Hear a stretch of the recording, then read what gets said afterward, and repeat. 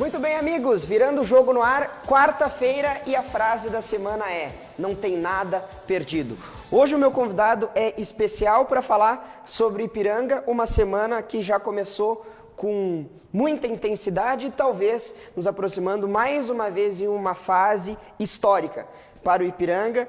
Como foi no domingo, pós-confronto contra o Manaus, o presidente Adilson, que está aqui no estúdio mais uma vez, estava bem animado e fez uma convocação, que é uma convocação explícita para a torcida estar presente nos próximos 2 compromissos, que não tenho dúvida que serão 2 desafios. Presidente, seja bem-vindo mais uma vez aqui no estúdio.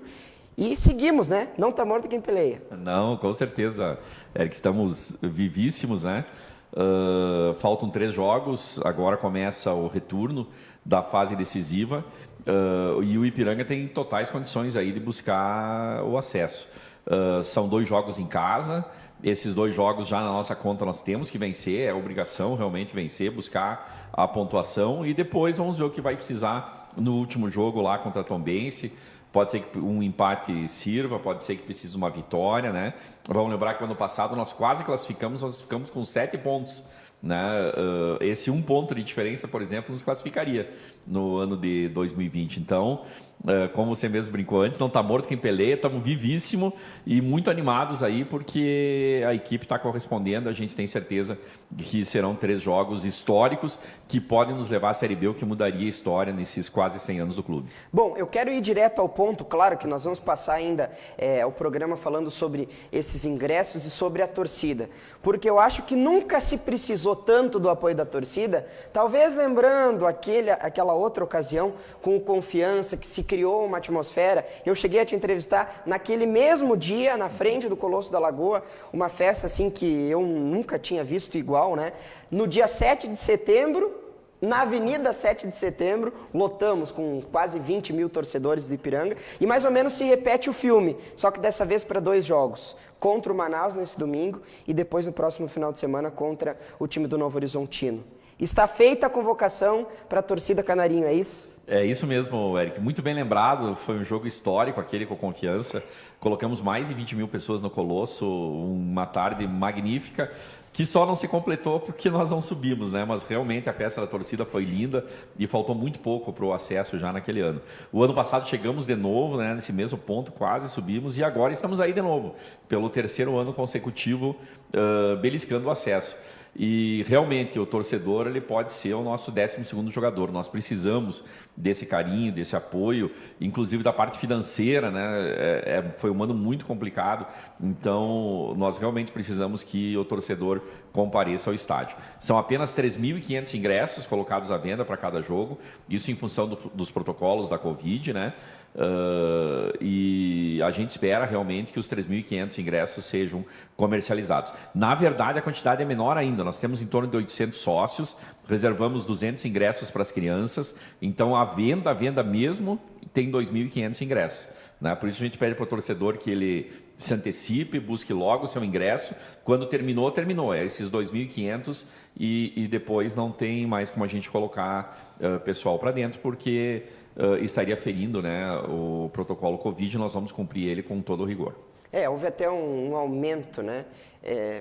Eu tomo algum cuidado, porque a proximidade com o presidente Adilson, às vezes até com sua torcida, às vezes, para não sair um pouco do tom, né? Naquela brincadeira. O limite é 3.500, né? Claro que nós gostaríamos de colocar a capacidade máxima do Colosso da Lagoa, mas pelo menos por hora, e eu digo isso, por hora nós não temos essa condição. Vamos no limite. E até brincando, entrando na brincadeira, né, o presidente estava bastante acalorado depois do jogo lá contra o Manaus e um resultado que precisa ser valorizado, né? Com todas as condições desse jogo, vou te perguntar depois, mas o que significa um jogo como esse, né? A Arena da Amazônia é um palco, eu disse na segunda-feira, a Arena da Amazônia é um dos estádios mais modernos dos últimos anos, que foi construído para a Copa, se não estou enganado, a seleção jogando lá.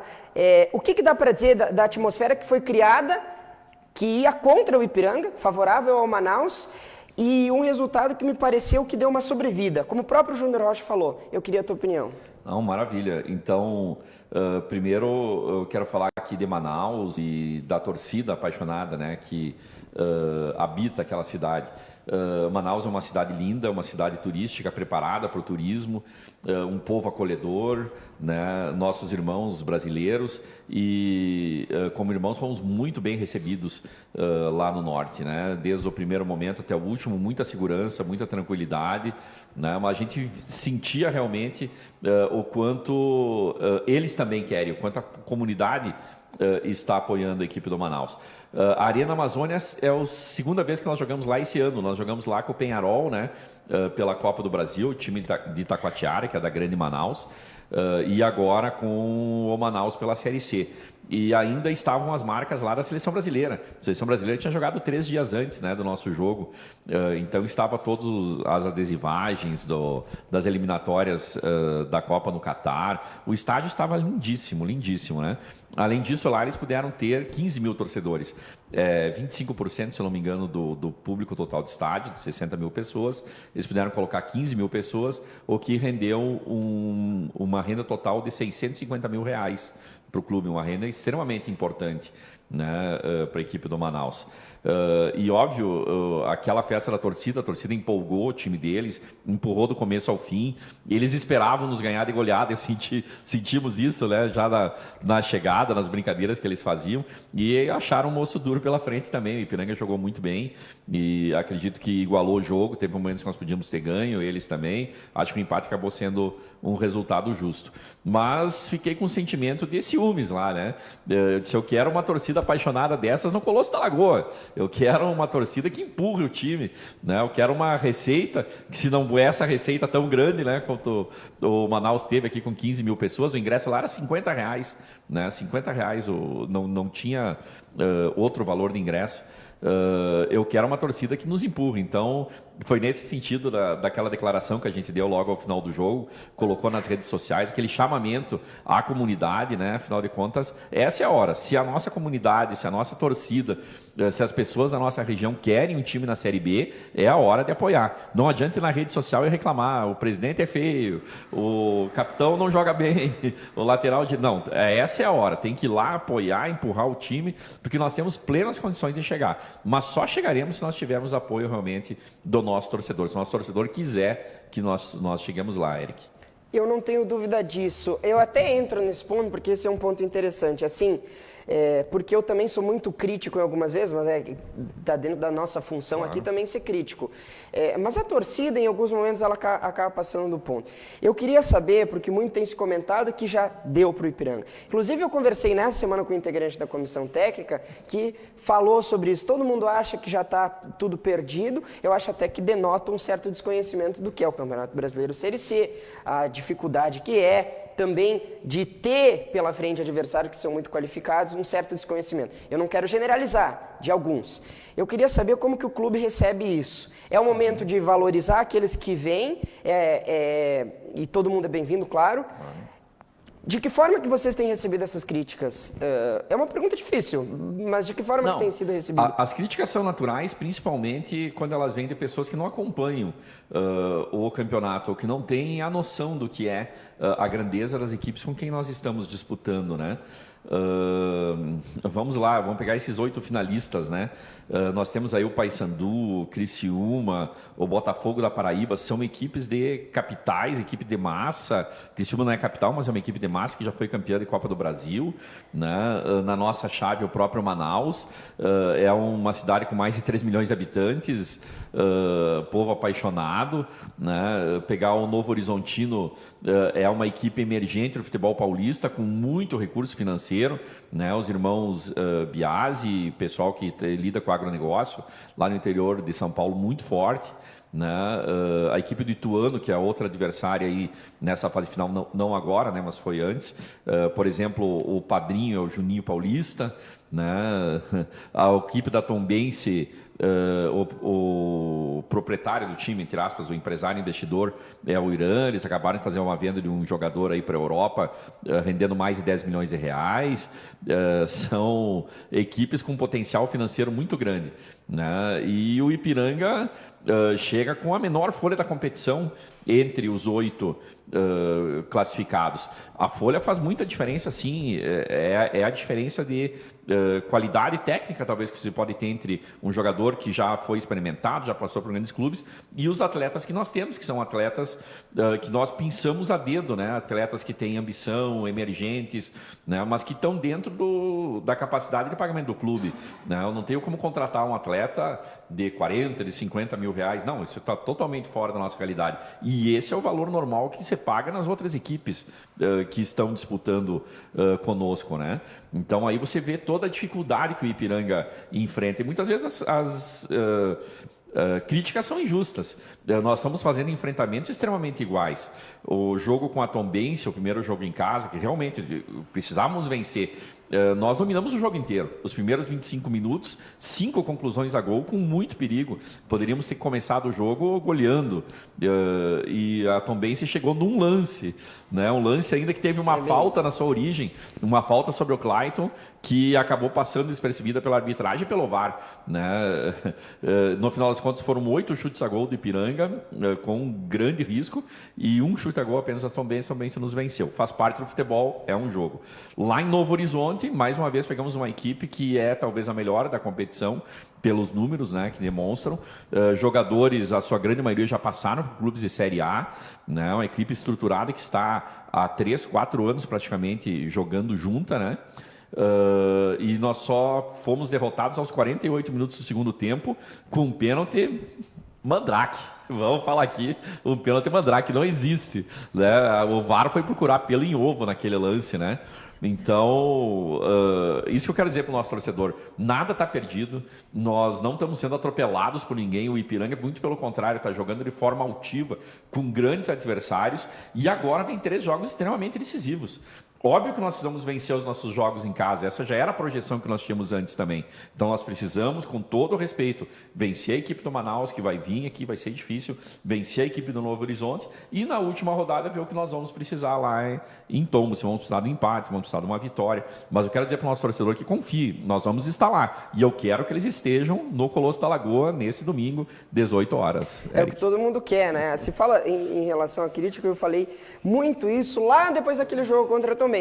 Porque analisando friamente o primeiro tempo, era para o Ipiranga ter feito 3-0. Eu lembro de cabeça um lance do Diego Sodré, que ele tem 2 chances. Uma que o goleiro faz uma defesa excepcional e outra que ele acaba pegando com a parte externa do pé, joga para fora. Mas era pelo menos para ter sido 3-0 naquele jogo. Talvez se há um descuido do Ipiranga ou se um resultado que foi um escorregão, foi contra a Tombense. Contra o Novo Horizontino, por mais que o contexto do pênalti ele indique que o Ipiranga merecia um empate lá, eu acho que está dentro daquilo que dá dentro da projeção. Jogar contra o Novo Horizontino, com todo respeito, e perder lá, está tudo dentro da normalidade. Perfeito. E o Manaus também. Então, empate lá em Manaus é aquilo que o próprio presidente falou.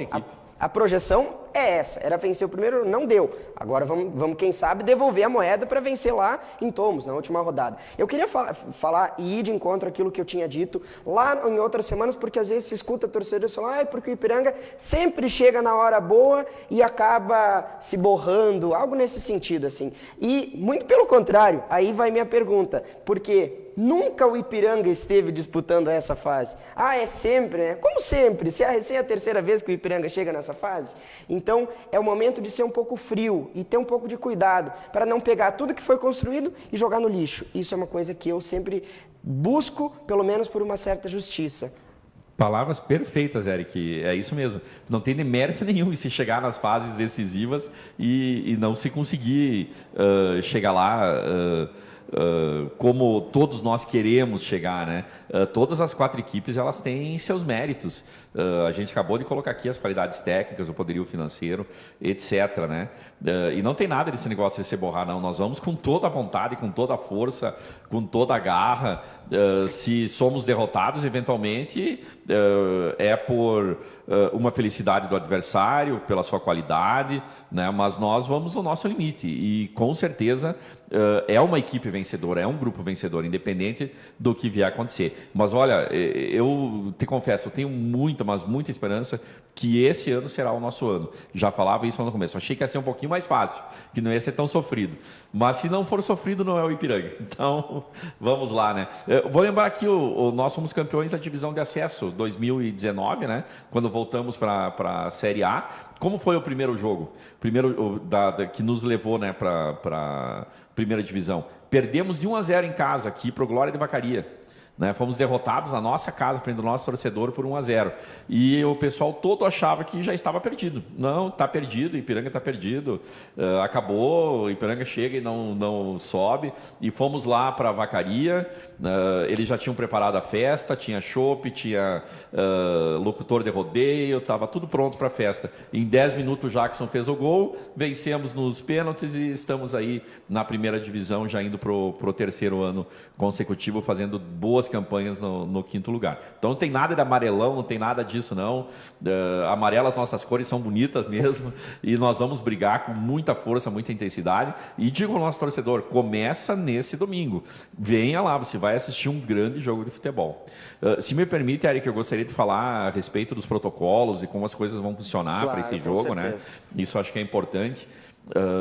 O protocolo ele se alterou e esse protocolo não é definido pelo clube. Isso também a gente está recebendo algumas críticas em relação a isso, mas o protocolo ele é do governo do estado e ele é aprovado pelo comitê Covid do município e da AMAL. E a nós, ao clube, cabe respeitar e cumprir a lei, né? Então, para acessar o estádio, o nosso torcedor vai ter que ter o comprovante de vacina. E isso é diferente do último jogo. No último jogo isso não acontecia, né? Então ele tem que levar um comprovante de vacina oficial, pode ser o Conect SUS, que o pessoal tem no aplicativo, é barbada, baixa no celular e mostra lá na hora, né? Ou a carteirinha de vacinação, aquela que o carimbinho mesmo, o pessoal leva, né? Pode ser a carteirinha física, exatamente, leva e vai acessar. Quem que tem que ter uma dose, 2 doses, como é que fica, né? Acima de 40 anos já tem que estar com as 2 doses. E isso vale até o final do mês de outubro. De 18 a 39 anos, apenas uma dose basta. Esse é o calendário oficial de vacinação do Estado, não é o calendário do município. O calendário oficial do Estado, de 18 a 39, pode mostrar apenas uma das doses, né? E menores de 18 anos não precisam demonstrar que ainda, apesar de já estar vacinando nessa faixa, também não está dentro do calendário oficial, né? Então, ficaria mais ou menos nessa situação. Nós vamos fazer a fiscalização nos portões de entrada, então, para facilitar, a gente pede que o torcedor já leve baixado o aplicativo, leve a sua carteirinha de vacinação, é bem tranquilo. Lá em Manaus, eles fizeram a mesma exigência, e lá teve 15 mil torcedores tranquilos, né? Só fica um pouquinho de ciúmes lá em relação ao pessoal de Manaus, que lá eles permitem a venda de bebidas alcoólicas e cerveja no estádio, e aqui não pode, né? Quem sabe essa é uma situação que possa ser revisada no futuro, é algo que eu sempre defendi, e quem sabe a gente possa voltar com essa situação. Lá estava liberado, não teve briga, não teve nada, uma festa linda, maravilhosa. E o combo, é bom o pessoal não esquecer desse combo. R$40, válido pelos 2 jogos, Manaus e Novo Horizontino.